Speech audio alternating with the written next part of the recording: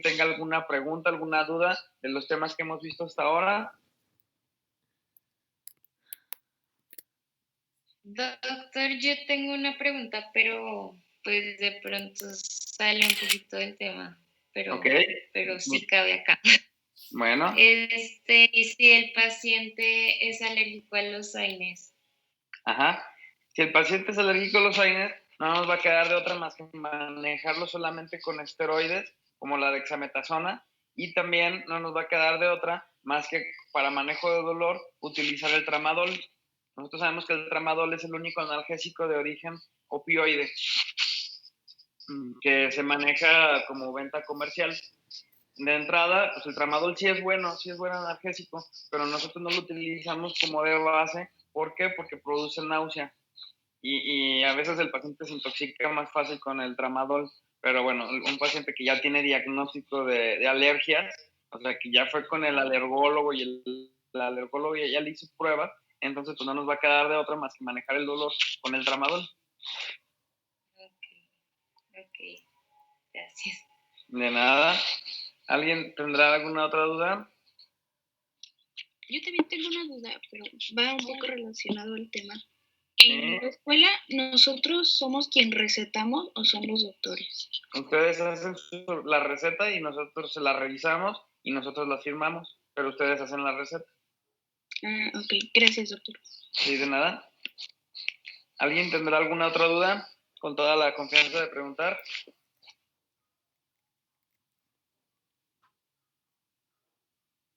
Bueno, entonces avanzamos. Principios técnicos y quirúrgicos de exodoncia. Por favor, anoten la diapositiva. Un minuto.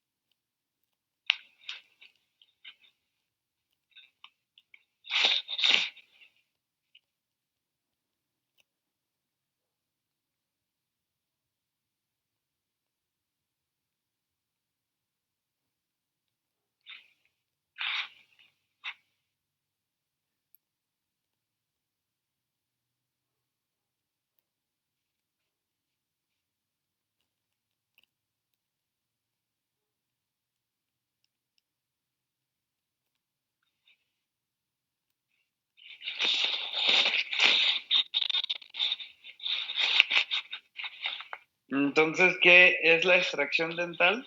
La extracción dental es una terapéutica que nosotros vamos a utilizar para poder lograr la punción de un diente de su alveolo.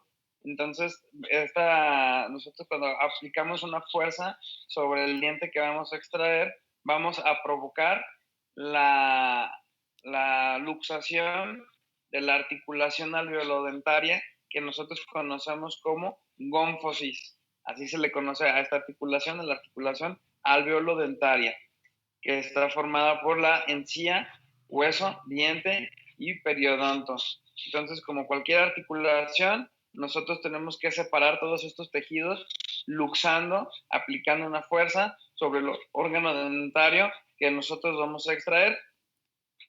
Ya después vamos a ver cuál es la indicación específica para poder hacer este tipo de extracciones.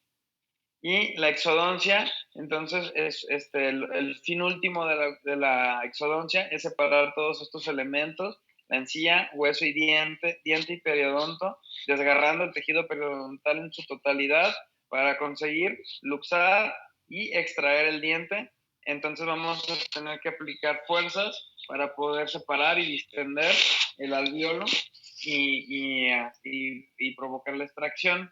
Aquí dice que a expensas de la elasticidad del hueso. Este punto de la elasticidad del hueso es muy importante. La elasticidad del hueso va a predecir mucho la dificultad del procedimiento que nosotros vamos a realizar. Yo siempre les digo que a mis pacientes que la edad de oro, por ejemplo, para poder quitar las muelas del juicio es entre 18 y 20 años. Yo quisiera que todos mis pacientes que les quito las muelas del juicio tuvieran entre 18 y 20 años, porque a esa edad el hueso todavía es muy elástico. Entonces, cuando yo aplico una fuerza sobre el diente, es más fácil hacer el espacio para la extracción desplazando las corticales porque el hueso se expande y se va creando un espacio donde el diente puede salir. Y además, a esa edad, entre 18 y 20 años, todavía no se termina de formar el ápice de los terceros molares. Nosotros sabemos muy bien que los terceros molares se encuentran en una zona retromolar que está muy limitada hacia abajo por el conducto del nervio dentario, hacia adelante por el tercer molar, por el segundo molar y hacia atrás por la rama de la mandíbula. Entonces está muy limitado y por eso los terceros molares no tienen espacio para salir y muchas veces salen en mal posición. Entonces cuando se desarrolla la raíz, como está muy cerquita del nervio, la raíz para no lastimar el nervio fisiológicamente presenta una curvatura, se le saca la vuelta y entonces se hace una dilaceración. Entonces si nosotros hacemos la extracción todavía en el rango de 21 y 22 años, ya se terminó de formar por completo la raíz, pero el hueso todavía sigue siendo flexible, entonces se expande y es probable que nosotros podamos sacar el diente completo sin que se nos quede una raíz. Entonces, si nosotros nos esperamos después de los 20 años o de los 21 años para poder quitar estos terceros molares, entonces ahora la muela ya se va a haber formado por completo, va a tener dilaceraciones y además el hueso va a ser muy duro, tan duro que cuando nosotros apliquemos una fuerza no se va a expandir y entonces es más fácil que se fracture el diente que a que se expanda el hueso y muchas veces pues son esas cirugías que se complican que hay que ir sacando el diente por partes, no sale todo completo, entonces son cirugías que generan mucho más inflamación y que generan mucho más riesgo. Por eso nosotros como odontólogos tenemos la función de explicarle muy bien a los pacientes toda esta situación y orientarlos a que se quiten las muelas del juicio, sobre todo en esta edad. Siempre los pacientes preguntan o los doctores preguntan siempre se tienen que quitar las muelas del juicio y yo siempre les digo que las muelas del juicio siempre se quitan, ya sea así que por las buenas o por las malas, pero siempre se quitan. Siempre van a dar problemas, aunque erupcionen verticales, porque están hasta atrás y es muy difícil que haya una adecuada higiene. Y además, aunque estén bien verticales y estén así, bien erupcionadas, de todas formas, como están hasta atrás, provocan mucho trauma en los carrillos. Entonces muchos pacientes se muerden mucho el cachete por la culpa de los terceros molares. Y muchas veces estas mordeduras que se hacen crónicas y que generan inflamación crónica pueden convertirse en cáncer. Entonces por eso siempre es mejor quitar las muelas del juicio y siempre va a ser mejor retirarlas entre 18 y 20 años porque va a ser más fácil que nosotros logremos estas luxaciones. Doctor, ¿Sí?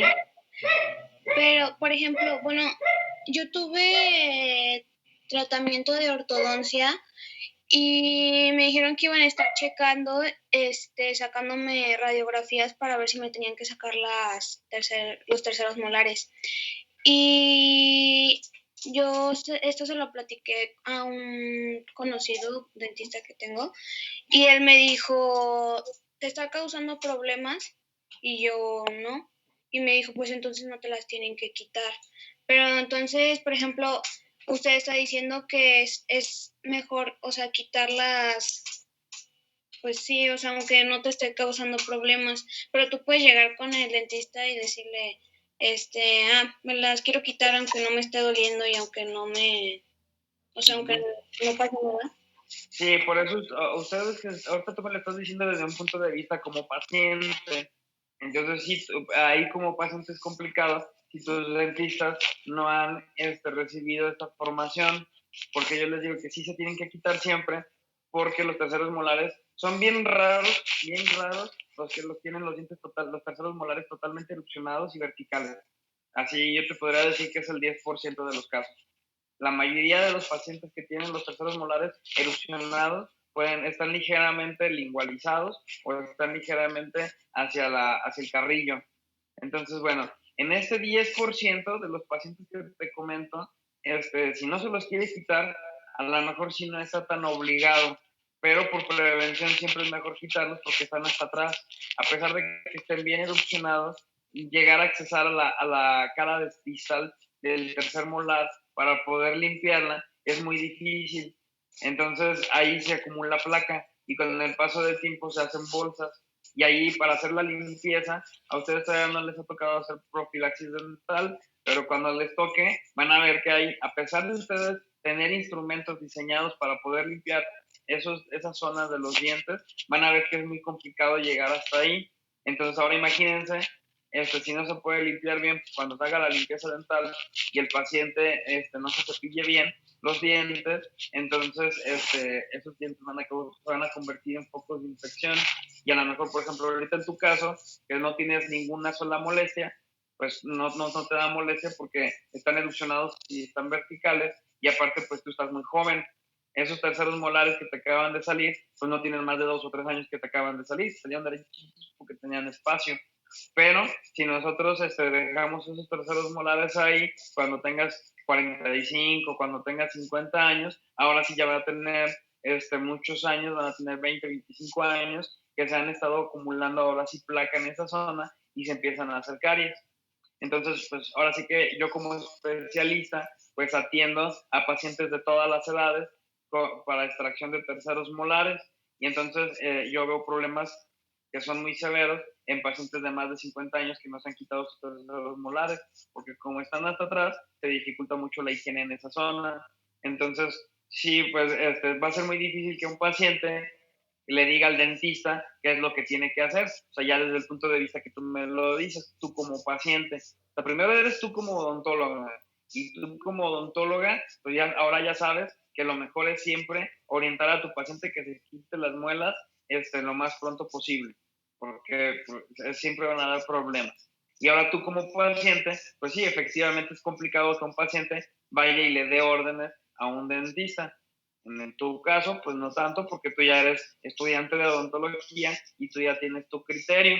Pero sí, yo sí he tenido muchos pacientes que les hago la cirugía y que muchas veces ya hasta pueden tener cáncer en la boca, y uno le tiene que decir que la causa del cáncer en la lengua, etc., es por una malposición dental. Porque a lo mejor el diente sí le salió erupcionado y al paciente no le dolía, y el dentista le decía lo mismo, porque como el dentista no hace extracciones, o sea, el dentista general no tiene ese entrenamiento, entonces si el paciente le dice, no, pues es que a mí no me duele, entonces el dentista se lava las manos, o con tal de no estar buscando al doctor que lo pueda atender, porque como eso no, o sea, tristemente, como eso no le genera ingreso, como eso no le genera un interés como tal, si al paciente le dices que no me duele, pues el dentista se lava las manos y le dice, no, pues no te las quites. Si no te duele, no te las quites, porque eso no lo hace el dentista. Pero yo he tenido pacientes que después han desarrollado cáncer por tener una malposición dental, por ejemplo, un tercer molar que haya salido hacia lingual, la cara oclusal está hacia lingual, entonces la lengua, el paciente cada que come, cada que habla, se lastima con esas cúspides que están hacia lingual. Entonces generan inflamación y generan úlceras y pueden generar cáncer. Entonces muchas veces que yo he atendido pacientes ya grandes con complicaciones, pues me dicen, es que a mí nunca me dijeron que estas muelas yo me las tenía que quitar. Y bueno, pues por eso yo como especialista, que me toca formar parte de su entrenamiento, pues yo sí les digo que ustedes sean buenos odontólogos y orienten de forma preventiva a sus pacientes para que pues no tengan tantas complicaciones. Entonces, tú como odontóloga, pues sí le podrías sugerir al doctor que a lo mejor no estás teniendo, que te das cuenta que no tienes una buena higiene, que el cepillo no alcanza a llegar hasta la cara distal de tu tercer molar, y pues que tú consideras que mejor si vas a preferir quitarte los terceros molares. Antes se tenía la idea de que no se querían quitar los terceros molares. Yo incluso tuve maestros que a mí me decían que los terceros molares no los querían quitar porque pues los dientes algunas veces se iban a ir cayendo, y los terceros molares servían como anclas para poder poner las prótesis removibles. Entonces esa era la justificación que a mí mi maestro de removible me decía, porque él decía que no era correcto quitar los terceros molares. pero bueno, la odontología ya no es la de mi maestro, la que él utilizaba, porque ahorita ya tenemos acceso a los implantes dentales y los implantes dentales cada vez son más económicos y cada vez son más accesibles para que más personas los puedan poner. Entonces ahorita ya los tratamientos ya van más enfocados a no colocar prótesis removibles, más bien es hacia la implantología. Entonces por eso pues esa teoría que tenía mi maestro pues ya es una teoría que ya pues está entrando cada vez en más desuso.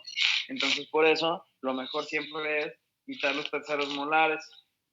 A reserva de que, por ejemplo, ustedes tengan un paciente que haya perdido, por decir, un primer molar a una etapa muy temprana de edad. Entonces, el ortodoncista, si el ortodoncista le dice que es factible acomodar el tercer molar por medio de ortodoncia y poder sustituir el diente que se extrajo a temprana edad, a lo mejor ahí sí podría servir de utilidad. Pero si ustedes son pacientes ya de 18 años o de 21 años que no han perdido ni un solo diente y tienen salud dental en todos los demás dientes, no hay riesgo de perderlos, entonces sí lo mejor es quitar los terceros molares y cuidar los que ya se tienen. Entonces, porque los terceros molares con el paso del tiempo sí generan más problemas que beneficios. No sé si ustedes qué opinen, si están de acuerdo o no están de acuerdo.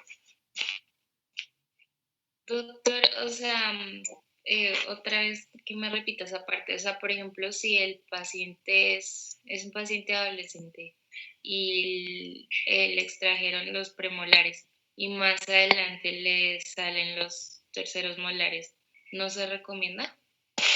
Los premolares no, porque ¿mande? Terceros. ¿Cómo, doctora? No se entendí. O sea, por ejemplo, para un tratamiento ortodóntico que el paciente haya tenido, qué sé yo, unos 17 años y le extrajeron los premolares como para darle espacio, dar espacio. Y luego más adelante salen los terceros molares. No pasa nada. O sea, de todas formas, a lo mejor los terceros molares pueden salir con mejor espacio. Sí pueden salir más verticales, pueden salir un poquito más derechitos. Pero si nosotros consideramos el tamaño de un premolar comparado con el tamaño de un tercer molar, pues el tercer molar es el doble del tamaño o hasta el triple del tamaño de un premolar. Entonces, extraer un premolar y colocar ortodoncia en un paciente antes de que les hagan los terceros molares, no significa que vayan a salir los terceros molares con espacio, ni que vayan a salir derechitos.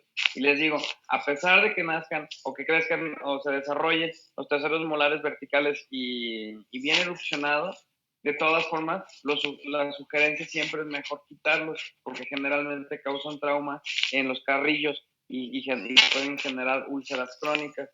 Y aparte que también es muy difícil limpiarlos y pueden causar infecciones o trauma por oclusión, que también, por ejemplo, en el manejo de la disfunción de la articulación temporomandibular, en el protocolo está bien determinado siempre quitar las muelas del juicio porque causan fulcrum o causan puntos prematuros de contacto y generan desgaste dental, porque como nuestra boca es como si fuera una bisagra, muchas veces los terceros molares chocan primero que todos los demás dientes y eso desajusta la mordida. Entonces, pues sí, los terceros molares pues, sí tenían su función. Los terceros molares tenían su función en la evolución cuando los humanos todavía no descubrían el fuego y entonces comían más carne cruda y entonces las características anatómicas de esos humanos primitivos pues era que tenían la mandíbula más grande y los músculos de la cara más fuertes para poder desgarrar la carne cruda. Pero ya después de que se inventa el fuego y se puede cocer la carne y prácticamente se digiere la carne desde que se está cociendo o se está asando, entonces cuando nosotros no la comemos ya llega más blandita y entonces ya nosotros no ocupamos tanta fuerza para poder masticar y entonces empiezan a transcurrir otros 200.000 años y en este transcurso de esos 200.000 años que el humano moderno tiene ya las características que nosotros tenemos, pues cada vez la mandíbula se está haciendo más pequeña y cada vez el tercer molar tuvo menos espacio para poderse acomodar. Entonces la tendencia es que ese tercer molar, por evolución, pues termine de desaparecer, que ya hay incluso algunos pacientes que ya no se les forman todos los terceros molares, solamente se les forma uno o dos, pero la mayoría, al 80-90% de las personas, todavía tenemos los 4 terceros molares. Entonces, estos terceros molares salen muy posteriores, salen sin espacio, casi siempre salen en mal posición por no tener espacio y generan problemas crónicos, y por eso siempre hay que se terminan retirando. Doctor. ¿Sí? Y por ejemplo, esas personas que ya nada más le salen, bueno, que no le salen los cuatro terceros molares, ¿se podría decir que es porque están evolucionando o es genética o a qué se debe? No, sí es evolución. O sea, sí se podría decir que van más evolucionados que los otros que están más primitivos, que todavía no salen los 4 terceros molares. Sí es evolución. O sea, ya la tendencia es que a lo mejor de aquí a unos miles de años más, pues los terceros molares desaparezcan por completo en todos los seres humanos. Ok. Y también tengo otra pregunta. Sí. ¿A qué se debe normalmente que se rompa el ápice cuando hacemos una extracción? Ajá, bueno, eso ya lo vamos a ir viendo también en el tema, pero se debe también es multifactorial, puede ir desde una mala técnica del dentista, que el dentista llegue muy desesperado y quiera aplicar rápido una fuerza y no haya generado primero los efectos de expansión en el alveolo para poder ir generando el espacio y poder extraer el diente.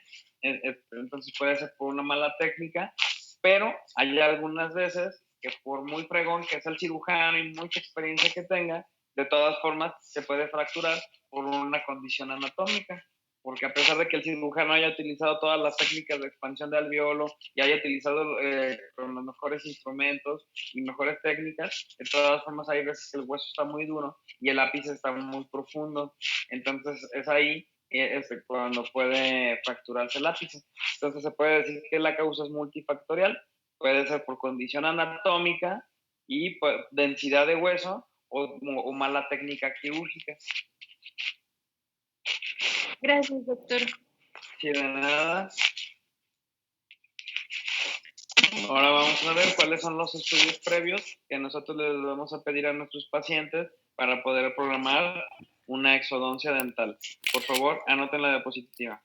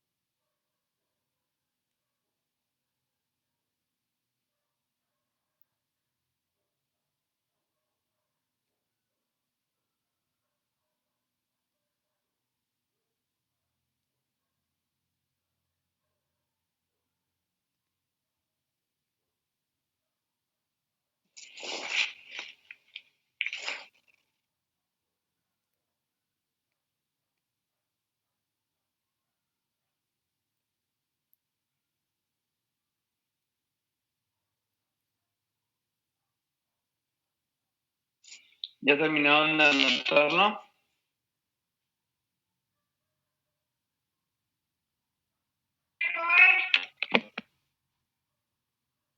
¿Sí, ya terminaron? Sí, doctor. Ok, entonces sabemos que hacer una exodoncia dental no es una cosa fácil.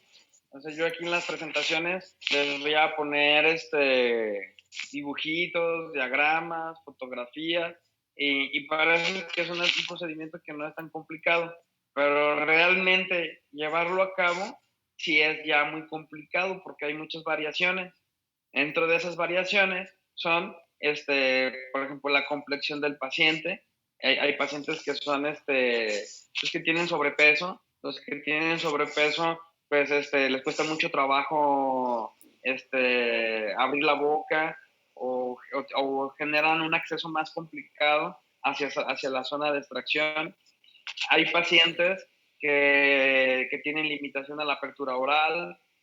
Hay pacientes que son respiradores bucales porque muchas veces tienen la nariz muy tapada porque tienen el tabique desviado o inflamación en los torrentes nasales. Entonces no pueden respirar por la nariz y tienen que respirar por la boca. Entonces, cuando ustedes están haciendo una extracción dental, pues se libera sangre hacia la cavidad oral y el paciente no puede respirar por la boca y se empieza a desesperar. Y son los pacientes que quieren estar escupiendo o que tosen y nos escupen toda la saliva hacia la cara del doctor que está haciendo el procedimiento porque el paciente no puede respirar por la nariz. Y entonces, bueno, todas estas condiciones van sumando complejidad al caso.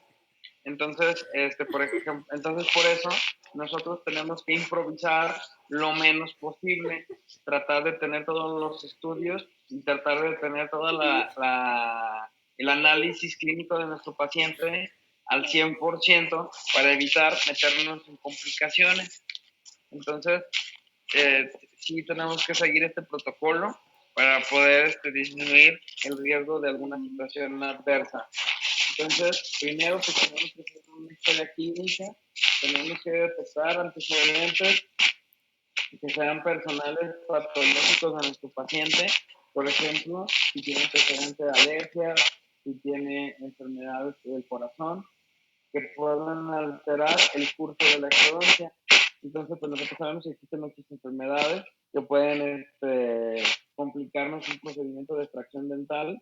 Por ejemplo, si nuestro paciente está tomando anticoagulantes, si nuestro paciente está tomando antiagregantes plaquetarios, si por ejemplo tenemos un paciente que sufre de convulsiones, si nosotros no le hacemos preguntas específicas, imagínense que están haciendo la extracción de un tercer molar y el paciente se empieza a convulsionar al mismo tiempo que el paciente pueda tener un sangrado bucal. Entonces es una situación de mucho estrés y de mucho riesgo, con mucha probabilidad de que pueda terminar en una catástrofe, un procedimiento, por el hecho de que nosotros no hayamos previsto la situación.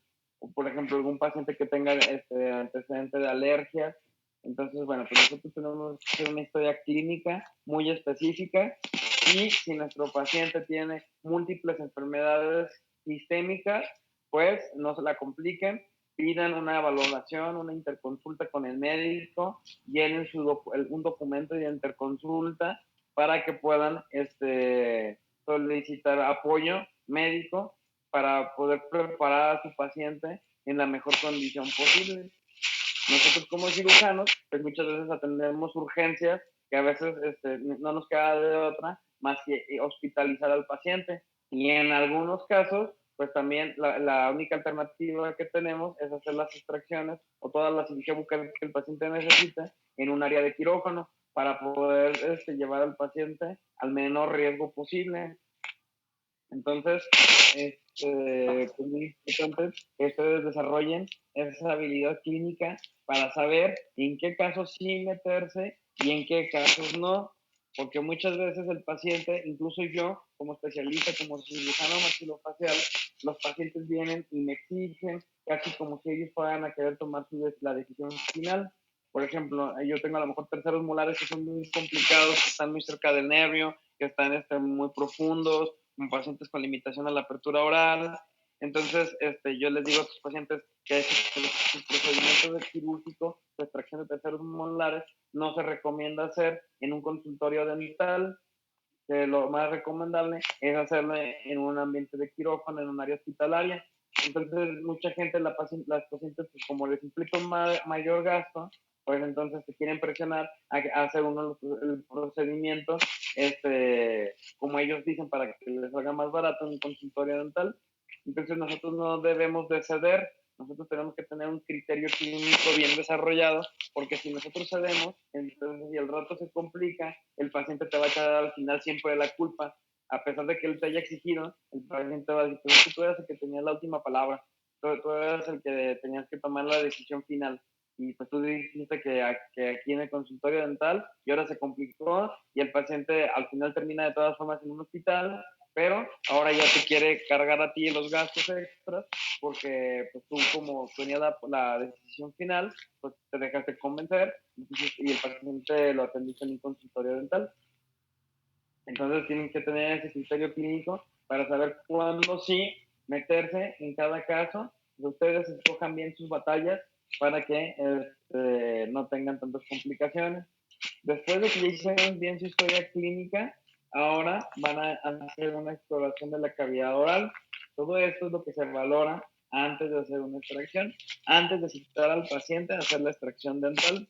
Entonces, tenemos que evaluar el estudio de cómo están sus dientes, su periodonto. Por ejemplo, hay muchos pacientes que tienen la boca muy sucia, que tienen placa dentobacteriana en exceso, con una gran cantidad de bacterias. Entonces, ese tipo de pacientes, antes de hacer extracciones, pues, está indicado hacer una limpieza dental para que sus dientes estén más limpios.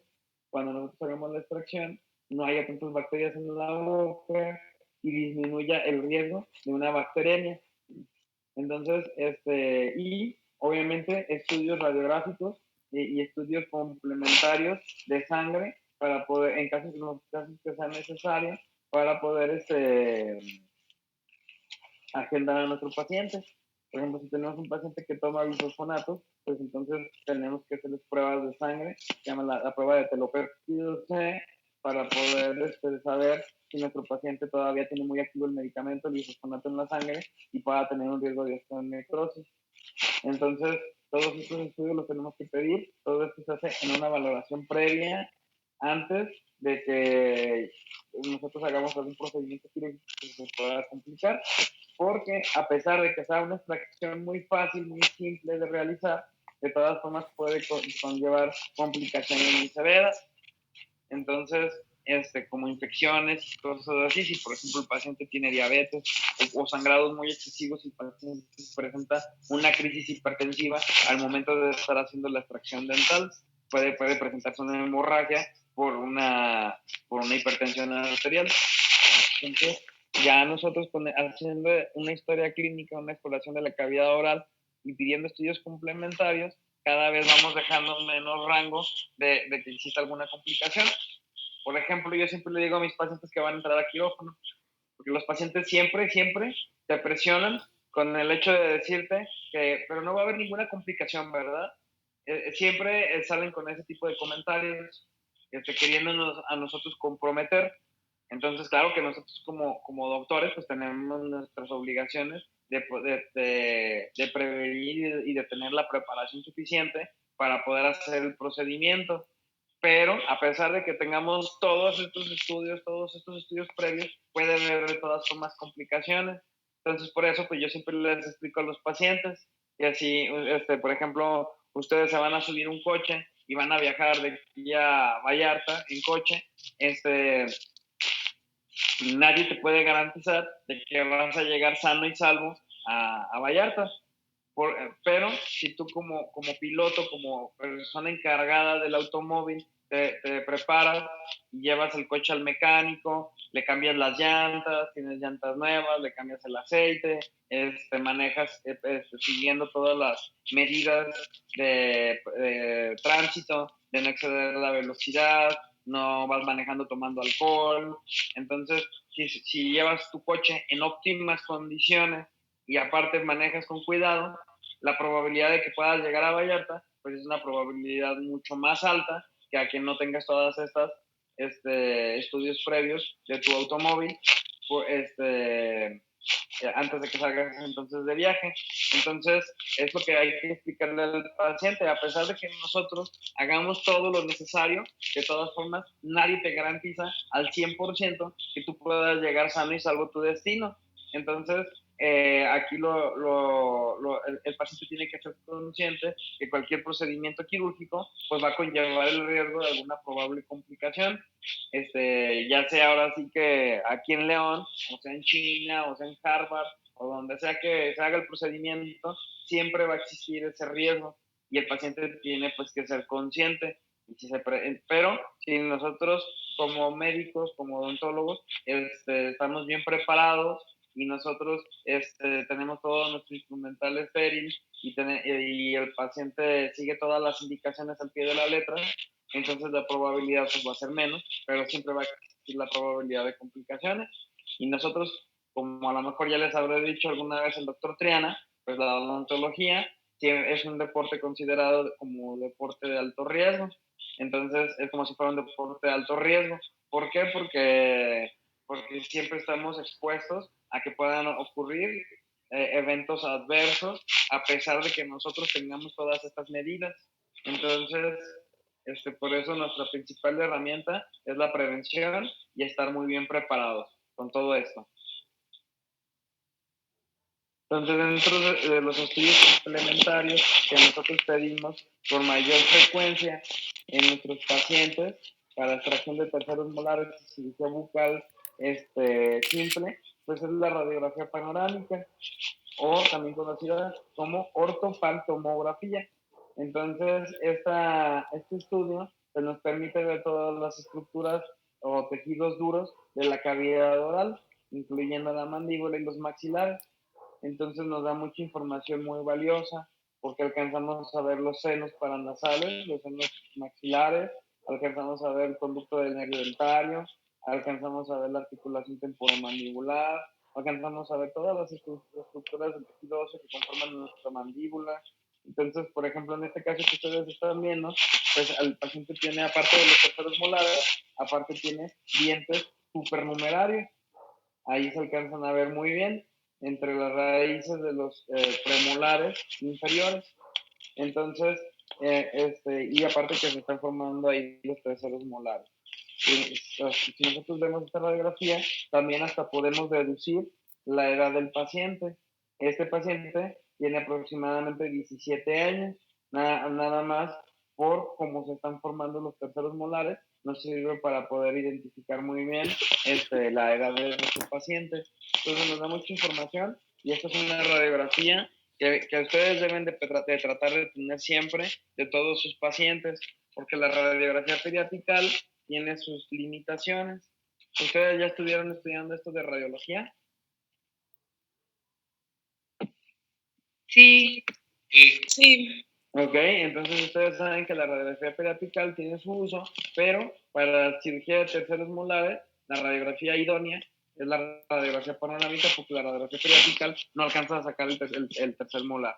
El tercer molar está muy, muy atrás y obviamente para meter la radiografía, pues es muy molesto para el paciente porque se encaja en el piso de la boca y entonces pues no alcanza a salir. Entonces por eso siempre hay que pedir una radiografía panorámica, además de que nos permite detectar si existen algunos tipos de alteraciones óseas, como la presencia de quistes o tumores que puedan presentarse en el hueso. Entonces, ¿cuáles son las maniobras previas que hay que realizar antes de hacer una extracción o una cirugía bucal? Por favor, anoten esta diapositiva.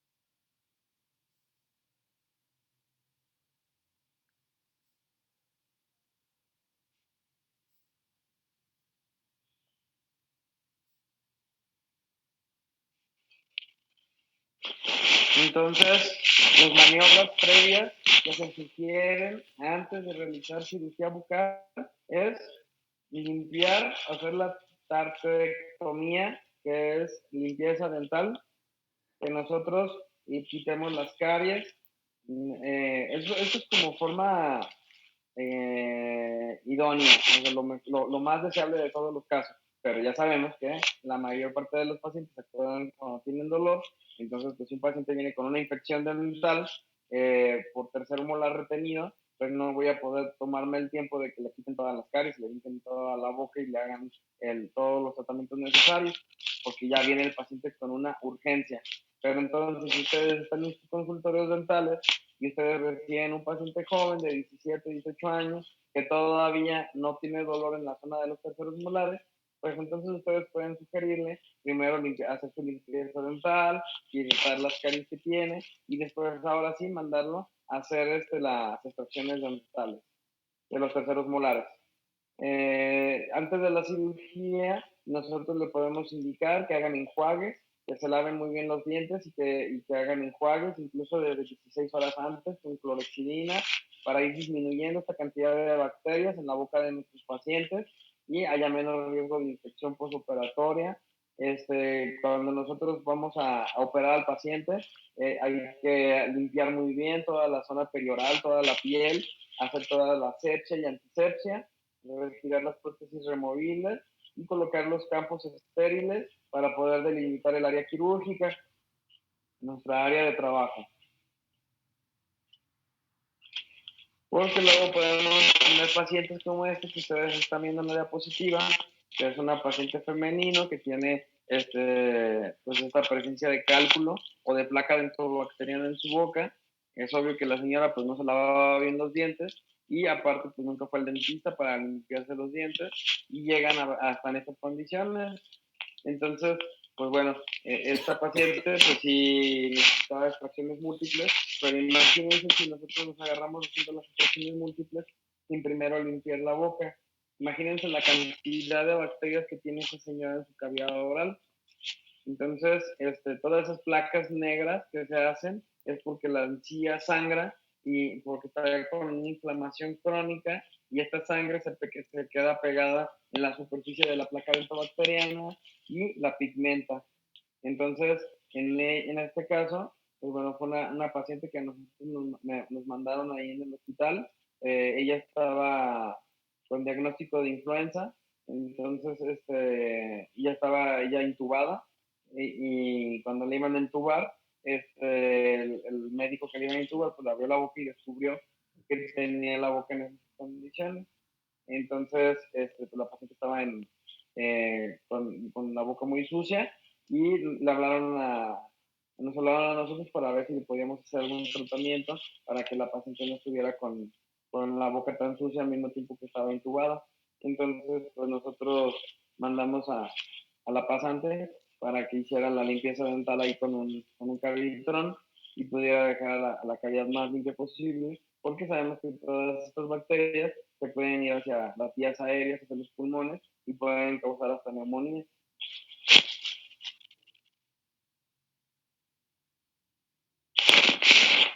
Y ahora vamos a pasar a cuáles son las indicaciones para la extracción dental.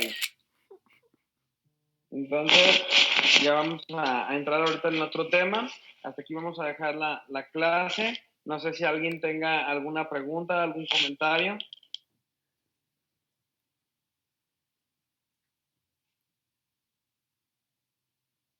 No, doctor, todo bien. No, doctor. Bueno, entonces nos vemos mañana. Que tengan buen día. Hasta mañana, doctor. Buen día, gracias.